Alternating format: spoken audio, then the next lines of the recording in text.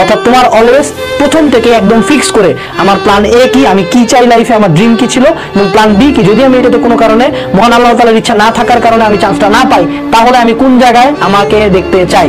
Plan এ এবং plan B শুরু থেকে খুব ভালো মতো ফিক্স হবে। 2 নাম্বার কথা, ফিক্সড মানে কি? ফিক্সড 2 রকম। ফিক্সড হলো batch fixed, coaching fixed, platform fixed, book fixed, time limit fixed.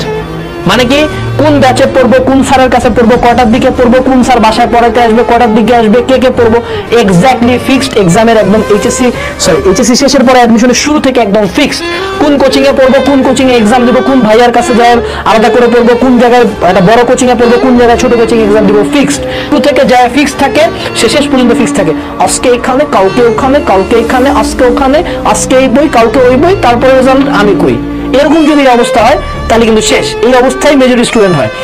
তারপরে কথা হলো অ্যানালাইজ এন্ড এক্সপ্লেইন। ভর্তি পরীক্ষার শুরু থেকে স্ট্র্যাটেজি একটাই, যা লাগবে তা পড়বো, যা লাগবে না তা পড়বো না। সামারাইজ করতে হবে, অ্যানালাইজ করতে হবে। শুরু থেকে অনেক পড়বো, অনেক জানবো, অনেক পিছনেই চান্স পাবো না, এরকম অবস্থা যাতে না হয়। ঠিক আছে, অনেক পড়া, অনেক জানার বিষয় অ্যাডমিশনে না। অ্যাডমিশন হলো ফোকাসড। এবার আসলে রিভিশন ম্যাটেরিয়াল। শুরু থেকেই ঢাবি ভর্তি পরীক্ষা 7 দিন আগে রিয়েলাইজ করবা, এই যে 14টা জায়গায় মারা খায় বেড়াইছো, এটা যে কত বড় ভুল ছিল, এটা তখন রিয়েলাইজ হবে যে আল্লাহ, এতগুলা বই, এতগুলা কোচিং, এতগুলা ভাইয়া, কি ছাড়ে কি পড়বো, পাগল লাগবে। শুরু থেকে কি পড়বো পরীক্ষার আগে, কোনগুলা ইম্পর্টেন্ট টপিক, কোনগুলা আমার আনইম্পর্টেন্ট টপিক, তোমরা শুরু থেকে লিখবা যে কি রিভিশন দিতে চাও, কোনগুলা তুমি কম পারতেছো, কোনগুলা ইম্পর্টেন্ট, এগুলো শুরু থেকে বইয়ে খাতায় নোটে জ্যান দেখে তো মার্ক করা থাকবে, যাতে ঢাবি 7 দিন আগে মানুষজন কানবে, তুমি রিল্যাক্সে উল্টা রিভিশন দিবা। ঠিক আছে, তারপরে আসলো কনসিস্টেন্সি। মনে রাখবা, ভালো স্টুডেন্ট শুধুমাত্র এক ক্যাটাগরির হয়। আমি তোমার দুটা গ্রাফ দেখাই। এক স্টুডেন্ট এক বলে আজকে 17 ঘন্টা, কালকে 3 ঘন্টা, তারপর দিন 12 ঘন্টা, তারপর দিন পড়ে নাই, তারপর দিন আবার গেছে। এই আপ ডাউন যদি কারো থাকে, হাওড় পোলায় জীবনে চান্স পাবে না। এটা কোনো আইডিয়াল কাজ না ভাইয়া। ওই ভাইয়াকে তো দেখেছি অ্যাডমিশন টাইমে ওনাক চিল করতে, আমিও তো ডেট মারা বাড়াইছি, জিমে গেছি, সব করছি। তুই তো জানিস না যে রাত 12টার পরে আমি কি করছি। তুই তো জানিস না যে আমি মনে কর ফজরে সেহেরি খায় 2 ঘন্টা পরে ঘুমাইতাম। তুই তো জানতিস না। তুই দেখছিস যে আনাজ ভাই তো চন্দ্রীর মধ্যে এক বেডির সাথে বয়ে আছে, বাট বেডির সাথে বয়ে ছিলাম 2 ঘন্টা, বাকি 12 ঘন্টা কিন্তু কুত্তার মতো করছি। সো ওইদিকে তাকাবা না, কনসিস্টেন্সির দিকে আসবে। কনসিস্টেন্সি কি, যে একজন কনসিস্টেন্ট ভালো স্টুডেন্ট হলো এই যে একটা না, ওর প্রতিদিন 5 ঘন্টা মানে 5 ঘন্টা, ওর জীবন যদি বাইচা থাকে, একান্ত কেউ মারা না গেলে 5 ঘন্টা পড়বে। ওর নাম্বারগুলো মোটামুটি কনসিস্টেন্ট, যে না আইদার একটা স্ট্রেট কার্ভ দিচ্ছে বা ধীরে ধীরে তার নাম্বার বাড়তেছে, ইমপ্রুভ করতেছে। কনসিস্টেন্সি ইজ দ্য কি। অ্যাডমিশন টাইমে শুরুর দিকে খুব পিনিক থাকে, ধীরে ধীরে পিনিক কমে, এইচএসসি রেজাল্ট দেয়, আবার পিনিক বাড়ে, তারপর আবার কমে, আবার যখন একটা সার্কুলার দেয় আবার পিনিক বাড়ে। প্রবলেমটা তোর কোন জায়গায়? তো ডে 1 থেকে যেমন শুরু থাকবে, ভর্তি পরীক্ষার আগের দিন পর্যন্ত সেম জিনিস থাকতে হবে, মেডিকেল ভর্তি পরীক্ষার আগের দিন পর্যন্ত সেম জিনিস থাকতে হবে। এটা খুব কঠিন। পাবলিকে সিট কয়টা, ভর্তি পরীক্ষা দেয় কয়জন, কোনে 4 লাখ পরীক্ষার্থী, কোনে 40,000 সিট, 10% মানুষজন চান্স পাবে। বুঝাই পাচ্ছিস কেন কোন জায়গায়। এরপরে এভরিডে, প্রতিদিনের পড়া, প্রতিদিন পড়া। কোনো এক কোচিং এ গেছো, তুই 4টা কোচিং করিস, 2টা হলো অনলাইনে, 2টি অফলাইনে, 2টির একটাও পড়া রাতের বেলা আসে দেখা হয় না, মনে হয় যে মুই কি হলো মেলা পড়ছি। মেলা পড়ার পরে যখন উইকলি হয়, উইকলি আগে পাগলার মতো পড়ে একটা উইকলি দিই, সেটা লাভ নাই। প্রতিদিন যেটা ক্লাস হবে এক্সাক্ট ফিক্স থাকবে, আমি কি পড়বো, কোন ক্লাস করবো, কি ইম্পর্টেন্ট টপিক, প্রতিদিনের পড়া প্রতিদিন পড়তে হবে। তুমি যত জমাবা, এট সাম পয়েন্ট অ্যাডমিশন টাইমে যা দেখবা পিছনের কিচ্ছু খেয়াল নেই। প্রতিদিনের পড়া প্রতিদিন পড়লেও আগের পড়া খেয়াল থাকে না। সেখানে তুমি যদি আগের 10 দিনের পড়া জমা, তাহলে কিন্তু মারা, বুঝো। এরপর আসো everyday exams. Every exam is admission exam. মানে কি, যখন আমরা ভর্তি পরীক্ষার্থী পাই, কোচিং এর পরীক্ষা, কোচিং এর কিছু হয় না, অনেক অনলাইনের পীর আসবে, বলবে কোচিং এর পরীক্ষাতে জাজমেন্ট হয় না, তো কারোর ব্যাচ থেকে চান্স পাওয়া যায় না, আর উইকলি তো ভালো করছে, তো কি হয়েছে, আমার এক ফ্রেন্ড উইকলি তো ভালো করছিল, চান্স পায়নি। একটা ফ্রেন্ড, 2টা। মেজরিটি অফ দ্য টাইম তুমি দেখবা কোচিং এর পরীক্ষায় যারা ভালো করছে তারা চান্স পায়। দ্যাটস এ রিয়ালিটি, খুব স্বাভাবিক ব্যাপার। এখন তুমি যদি বলো যে আমেরিকানরা আসলে সবাই লম্বা না, বাট 90% তো বাঙালির চেয়ে লম্বা, that's not even statement, right?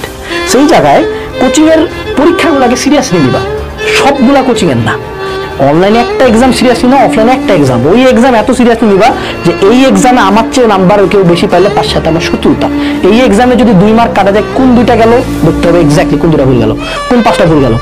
Exam seriously নিবা। তুমি যদি এক্সাম সিরিয়াসলি নাও, তুমি ঢাবি এক্সামের আগে প্যানিক করবে না। তুমি যদি এগুলা কোচিং এর এক্সাম দিয়ে দিলাম, কি পেলাম, গেল, তারপর ঢাবি এক্সামে দিয়ে কি হইলো, এত মানুষ প্যানিক করে ফেললাম, চান্স হলো না। ঠিক আছে, আচ্ছা এরপরে আসো হেলথ।